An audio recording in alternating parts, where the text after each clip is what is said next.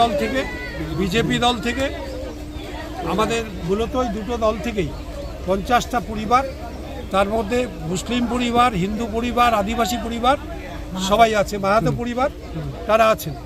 এই 50টা পরিবার অর্থাৎ প্রায় যদি প্রত্যেকটা বাড়িতে আমরা 5 জন করে লোক ধরি তাহলে 250 লোক তারা আজকে আমাদের দলে যোগ দিল।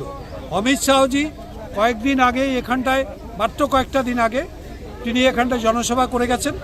তারপরে এই 50টা পরিবার, আদিবাসী, তপশিলি এবং মুসলিম পরিবার, যারা আমাদের দলে বিজেপির থেকে, সিপিএম থেকে, কংগ্রেস থেকে তারা জয়েন করলো, এইটা কিন্তু একটা অত্যন্ত তাৎপর্যপূর্ণ ব্যাপার আমাদের কাছে। সুতরাং অমিত শাহের মিটিং সামান্যতম প্রভাব বিস্তার করতে পারেনি, বরং মানুষ বুঝে গেছে যে এরা মানুষকে প্রবঞ্চনাই করে, ঠকায়। সুতরাং এদের সঙ্গে যাওয়া যাবে না। ওই একটাই দল আছে, তৃণমূল কংগ্রেস। এই তৃণমূল কংগ্রেসের সঙ্গেই থাকতে হবে, মমতা ব্যানার্জির সঙ্গে থাকতে হবে এবং তার হাত শক্ত করতে হবে। তার জন্যই আজকে যোগ দিলেন।